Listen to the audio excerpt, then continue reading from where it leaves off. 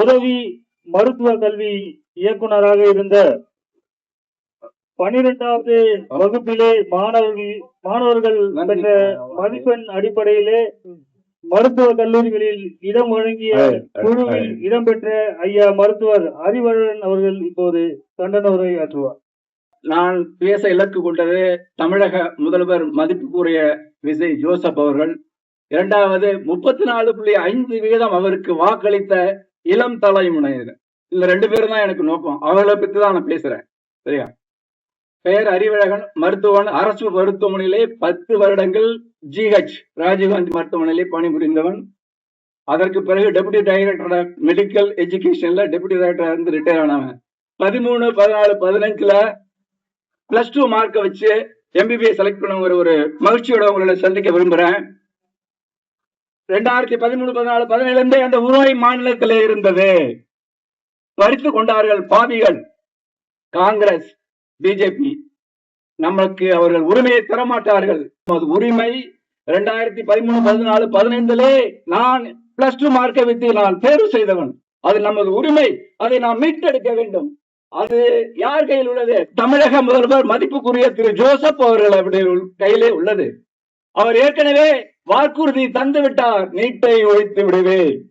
வாக்குறுதி சொன்ன வாக்குறுதியை மாத்தாதீர்கள். குடியாரம் பேச்சு பொழுது முடிஞ்சா போச்சுன்னு நீங்க நடந்துக்காதீங்க.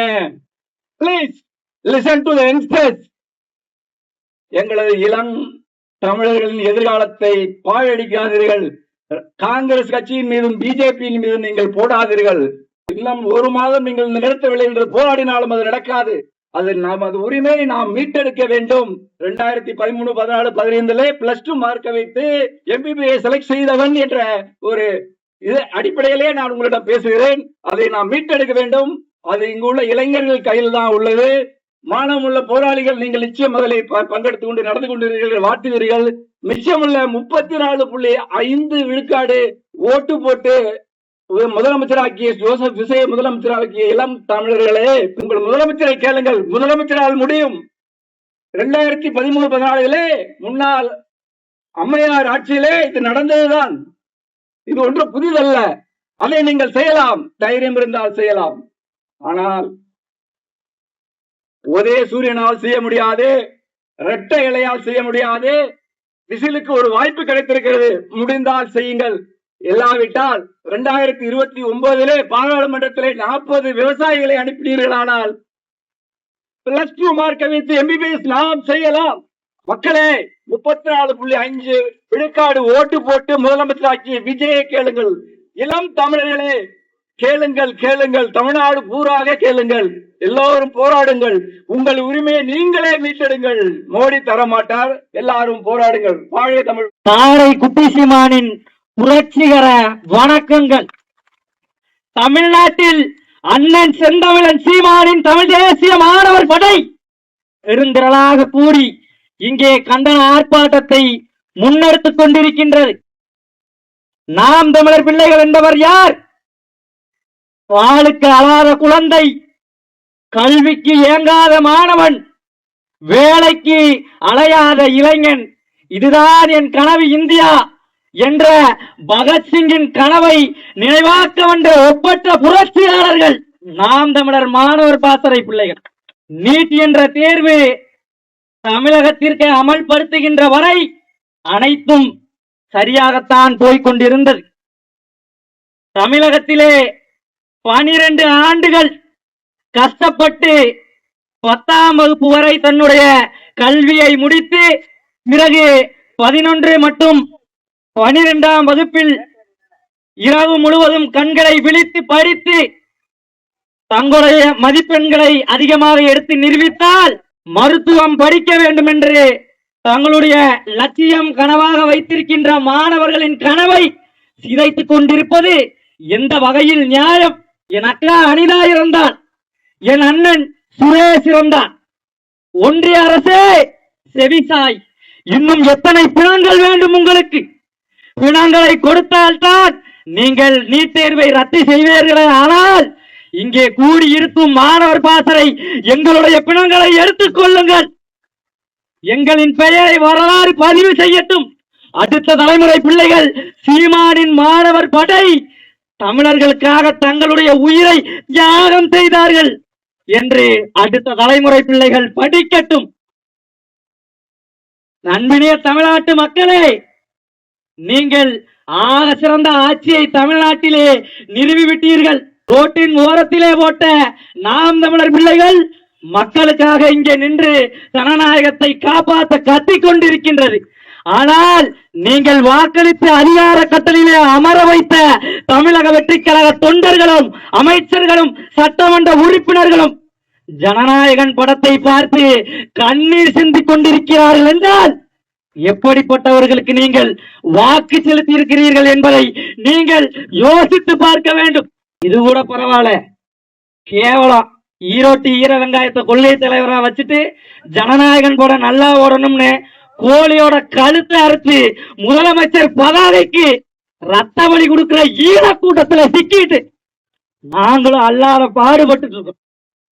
மக்கள் அனைவரும் அநேக மக்கள் நாம் தமிழர் கட்சி ஒரு சீட்டு கூட ஜெயிக்கல, ஜீரோ கட்சின்னு சொன்னாங்க. அந்த ஜீரோ கட்சி என்னுடைய மாணவர்களின் அக்கறை கொண்டு கல்வி உரிமையை பாதுகாக்க தெருவில் இறங்கி களத்தை நிற்கிறது. உங்க ஹீரோ கட்சி எங்க தெரியுமா நிக்குது? தாளம் சங்கம் பண்ணிக்கிட்டு, மோன் அடிச்சுக்கிட்டு, தெருவ டான்ஸ் ஆடிக்கிட்டு, கூத்து ஆடிக்கிட்டு, வேலை சட்டை போட்டுக்கிட்டு, காக்கி பேண்ட் கட்டிக்கிட்டு தெருவை தீண்டிட்டு இருக்குது. ஒட்டுமொத்த தமிழ் தேசிய இலக்கிய இன உணர்வுக்காக நாம் தமிழ் கட்சி இந்த இடத்துல களத்துல நிக்குது. இன்னைக்கு இருக்கிற இந்த ஆண்டு கொண்டு ஆட்சியாளர் என்ன பண்ணிட்டு இருக்காங்க? லாஸ்ட் படமா, அதனால உட்காந்து எல்லாம் அழுதுகிட்டு இருக்காங்க, தண்ணி விட்டு அழுதுட்டு இருக்காங்க, தொடச்சிக்கிட்டு இருக்காங்க. காவிரி உரிமை நதி இருக்காங்க, நம்ம போராடிக்கிட்டு இருக்கோம். காவிரி தண்ணி வந்தா இவங்க கையில தண்ணி வந்துட்டு இருக்குது. இந்த அளவுக்கு தான் இருக்குது லட்சணம். ஒரு பன்னாட்டு நிறுவனத்துக்கு இன்னைக்கு நடத்துறப்ப மறுகாலம் நடக்காம என்ன பண்ண முடியும்? ஒரு வாட்டி சரி, இப்ப கொஸ்டின் பேப்பர் கிளிக்கானா போத்துக்கலாம். ஒரு வாட்டி, ரெண்டு வாட்டி, 3 வாட்டி நடந்திருக்கு. 3 வாட்டி நடந்ததுக்கு அப்புறம் தான் இப்ப நம்ம நாட்டை ஆளுகின்ற பாரத பிரதமர் நாங்கள் கவனம் கொள்றோம், அனைத்து பேரையும் நாங்க நீக்கிறோம்னு சொல்றாங்க. ஏன்னா முக்காலுக்கு 3 தடவை பாத்தீங்களா? இன்னைக்கு நியூஸ்ல காலைல வரும்போது பாக்குறேன் 10 லட்சம் ஃபாலோவர்ஸ் கூடிட்டாங்களாம். இருக்கு இங்க யாருன்னா அங்க யாருன்னா அந்த பிரதமர், இங்க யாருன்னா ஒரு நடிகர், படாத அவஸ்தப்பட வேண்டியது. எதுவுமே தெரியாதுங்க உங்களுக்கு. நீங்க சட்டமன்றத்துல இருக்கிற இன்னைக்கு சட்டமன்ற உறுப்பினர் கேளுங்க, நீட்டு தேர்வை பத்தி ஏதாவது கேளுங்க. நீட்டு எழுதி கட்ட சொல்லலாம், எதுவுமே தெரியாது. நீங்க உரிமைக்காக போராடி கொண்டு இருக்கின்றோம். இன்னைக்கு வட இந்தியர்கள் இருக்காங்கல்ல, வட இந்தியர்கள் அவங்க போராடுறாங்க. என் மான தமிழினம் கல்தோண்டி மண்தோண்டி முந்தோன்ற காலத்திலே வாழோடு முந்தோன்றிய மூத்த குடி என் தமிழினம் இன்னைக்கு எங்க இருக்குது? திரையரங்க தெருவா திரியுது, வேதனையா இருக்குது. அந்த அளவுக்கு வட இந்தியாவில பாட்டி எழுதுறாங்க. இன்னைக்கு நம்ம மூக்குத்தியை கேட்டா என்னுடைய மாணவர்களுடைய உள்ளாடி கேட்டு பாக்குறாங்க. அந்த அளவுக்கு ஒரு கேவலமான ஒரு தேர்வு இந்த இடத்துல நடத்திட்டு இன்னைக்கு நாங்க பாத்தீங்கன்னா எல்லாமே பண்ற இவர் எதிர்க்க மாட்டாரு. இந்த தமிழ்நாட்டினுடைய முதலமைச்சர் எதுவுமே எதிர்க்க மாட்டாரு. 23 புலிகேசில படத்துல ஐயா வடிவேல் காட்டுவார் வெள்ளக்கொடி, இன்று முதல் ஒரு வெள்ளக்கொடி ஏந்தன் என்று அன்போடு அழைக்கப்படுவார். இந்த மாதிரிதான் இங்க இருக்கிற முதலமைச்சர் எதுவுமே தெரியாது. இப்படிப்பட்ட ஒரு ஆட்சியில நம்ம வாழ்ந்துகிட்டு தான் இருக்கிறோம். அப்படிங்கிறத கொஞ்சமாவது நம்ம கணக்கில கொள்ளுங்க. நம்முடைய உரிமையெல்லாம் பறிக்கிறான். இன்னைக்கு நான் ஒரு அரசு பள்ளியில படிச்சிருக்கிறேன். 1ஆவதுல இருந்து 12வது வரைக்கும் அரசு பள்ளியில படிச்சு நான் நீட் தேர்வுல பாஸ் ஆகி மருத்துவர் ஆக முடியுமானா முடியவே முடியாது. பாப்பா யாழினி பாப்பா சொன்ன மாதிரி அதற்கு தனி பயிற்சி எடுக்கணும், பணம் கட்டி படிக்கணும், ஒரு தனியார் முதலாளிகள் இங்க வாழ்வோம். எது ஒன்றுமே தெரியாத ஒரு கேவலம் கட்ட ஒரு இழிநிலையில இருக்கக்கூடிய 2 ஆட்சி நடந்துகிட்டு இந்த இடத்துல நாங்க வாழ்ந்துகிட்டு இருக்கோம். ஒரு சின்ன கதை மூலமா நான் விளக்கிடுறேன். ஒரு காடு, ஒரு பெரிய காடு ஒண்ணு இருக்கு. அந்த காடுல குரங்கு, யானை, பறவை, ஏதாவது ஒரு பறவை வச்சுங்க. அந்த 3ம் ஒரு ஆசிரியர்கள்ட்ட படிக்குது. அந்த ஆசிரியர் என்ன பண்றாரு, ஒரு பெரிய ஆலமரத்தை காமிச்சு அந்த யானை, அந்த பறவை, அந்த குரங்க 3 பேரையும் நிக்க வச்சு இந்த ஆலமரத்துல யாரு முதல்ல ஏறுறாங்களோ அவங்கதான் நல்ல திறமைசாலி, அவங்கதான் உயர்கல்விக்கு தகுதியும் அவங்களுக்கு தான், படிக்கிறதுக்கு தகுதியும் அவங்களுக்கு தான் வழங்கப்படும் அப்படின்னு சொல்லிட்டு ஒரு போட்டியும் நடத்துறாரு அந்த விலங்குகளோட குரு. என்ன நடக்குது, போட்டி துவங்கினோன்னா குரங்கு 1 நொடியில 2 நொடியில சரன்னு மரத்தோட உச்சில ஏறிடுச்சு. பறவையும் பறந்து போய் உட்காந்துருக்கு. அந்த யானை என்ன பண்ணுது, முட்டி மோதி ஏறுது, முடியல, அதால உடம்பு கனத்து போச்சு, இல்ல ஏற முடியல அதால. அப்பதான் கண்ணீரோட அந்த யானை கேக்குது, ஐயா என்னுடைய திறமை மரம் ஏறுதல கிடையாது. என்னுடைய திறமை என்னன்னா, எவ்வளவு பாரத்தை தந்தாலும் நான் சுமப்பேன். அந்த மாதிரி என்னுடைய திறமையை நீங்க எந்த மாதிரி என்னால செய்ய முடியாத ஒரு செயலை என்ன செய்ய சொல்றீங்களே, இது நல்லா இருக்கா அப்படின்னு சொல்லிட்டு அந்த யானை கண்ணீரோட கேக்குது. அந்த குரு அப்படியே எதுவுமே சொல்ல முடியாம அப்படியே நிக்கிறார். இதுல இருந்து என்ன தெரியுதுன்னா, ஒரு 3 மணி நேரம் தேர்வினால் மட்டும் ஒரு மாணவரின் திறமையை யாராலும் மதிப்பீடு செய்ய முடியாது. மாணவனின் திறமை என்பது அவனுக்குள் அவனுக்குள் புதைந்து கிடப்பது என்பதை நாம் புரிந்து கொள்ள வேண்டும். இப்ப இன்னும் கொடுமை என்னன்னா, இந்தியாவுல, தமிழ்நாட்டுல, எல்லா இடங்களையும், இந்தியாவை முழுவதும் ஜனநாயகத்தை நிலைநிறுத்துவதற்காக மாணவர்களும் இளைஞர்களும் தன்னெழுச்சியாக முன்வந்து போராடி கொண்டு இருக்கின்ற வேளையில், ஆனால் தமிழ்நாட்டில் மட்டும்தான் ஜனநாயகன் படத்திற்கு டிக்கெட்டு கேட்டு போராடிட்டு இருக்கிறாங்க. இந்த மாதிரி ஒரு அவலம் எங்கேயாவது நடக்குமா? இந்த சமூகம் எதை நோக்கி பயணித்துக் கொண்டிருக்கிறது? இங்குள்ள தமிழ்நாட்டில் உள்ள மாணவர்கள் எதை நோக்கி பயணிக்கிறார்கள்? இங்கு தமிழ்நாட்டில் உள்ள இளைஞர்கள் எதை நோக்கி பயணிக்கிறார்கள் என்று சிந்தித்து பாருங்கள். அன்பான உறவுகளே, இறுதியாக ஒரே ஒரு கருத்தை சொல்லி விடைபெறுகிறேன். இங்குள்ள நம்முடைய தம்பி தங்கைகள் தான், இங்குள்ள நம்முடைய அண்ணன்மார்கள் தான் திரையரங்கு வாசலில் நின்று என்று சண்டை போட்டுக் கொண்டிருக்கிறார்கள். அவர்களை மாற்ற வேண்டிய கடமை நாம் தமிழர் கட்சி பிள்ளைகளுக்கு உண்டு என்பதை நீங்கள் புரிந்து கொள்ள வேண்டும். ஒரு நடிகனை பிரதமராக்கியதன் விளைவு உக்ரைன் எனும் நாடு இன்று சின்னாபின்னம் ஆகி கொண்டிருக்கிறது. ஒரு நடிகனை இன்று முதல்வர் ஆக்கியதன் விளைவு லட்சக்கணக்கான இளைஞர்கள் இன்று திரையரங்கு முன்னால் கூடி நிற்கிறார்கள். இந்த அவல நிலை மாற வேண்டும் என்றால் மாற்று நாம் தமிழர் கட்சி. நன்றி, வணக்கம். நாம் தமிழர்.